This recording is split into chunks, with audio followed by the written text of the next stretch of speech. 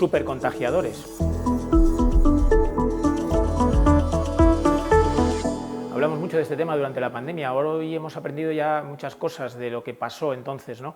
Había personas que contagiaban mucho. ¿Por qué? Era una infección respiratoria, por lo tanto ahí de lo que se trataba es de ver cómo las gentes producen gotículas, pequeñas partículas aerosólicas que flotan durante horas en el ambiente y pueden contagiar a otros. Por eso era muy importante la ventilación, estar en exteriores, lo de encerrarnos en casa quizá no fue tan buena idea, y el uso de las mascarillas, que fue esencial, y no tanto la desinfección de objetos, etcétera, con la que nos metieron mucho en la cabeza y no era tan necesario.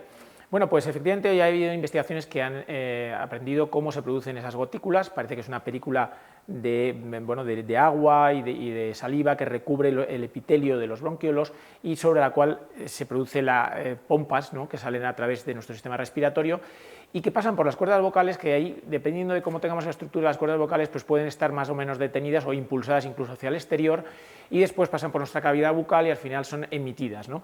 La cantidad que una persona emite depende de muchísimas cosas, de la estructura de su cavidad bucal, de las cuerdas vocales, del volumen con el que habla, si habla más o menos alto, por supuesto si está cantando puede llegar a emitir 50 veces más aerosoles que si está hablando susurros, ¿no?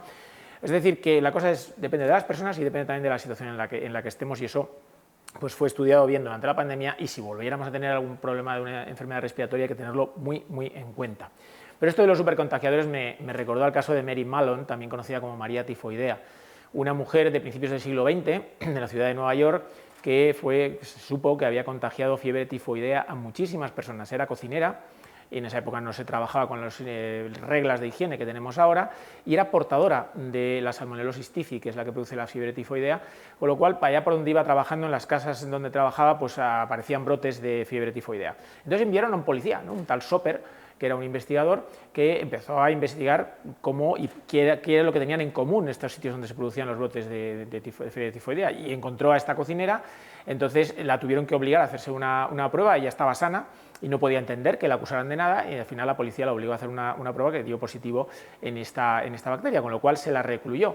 Entonces hubo una serie de juicios en el cual pues, se consideraba, había personas que decían esta persona está secuestrada por el Estado, pues no le pasa nada, está completamente sana, y al final el Tribunal Supremo la puso en libertad bajo la promesa de que no volviera a trabajar en cocina. Pero ella se cambió el nombre y volvió a trabajar como cocinera, con lo cual aparecieron nuevos brotes, y este mismo investigador Soper, esta vez ayudado por Josephine Baker. Josephine Baker es una mujer también muy importante, fue la primera mujer con un doctorado en salud pública y que además trabajó mucho en pro de la higiene. Pues ambos empezaron a seguir la pista y volvieron a encontrar a otra persona con otro nombre, pero que era la misma Mary Mallon.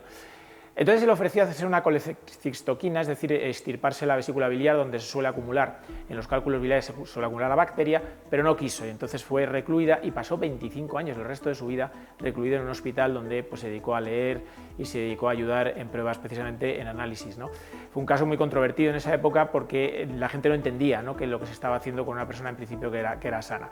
Pero bueno, como vemos, qué diferencia, ¿no?, entre lo que pasó a principios del siglo XX y lo que pasó a principios del siglo XXI, donde también hemos metido mucho la pata, pero en cualquier caso sabemos mucho más. Pues como siempre, las historias de la ciencia que también nos parecen curiosas en estos vídeos, y muchas gracias por seguirlos.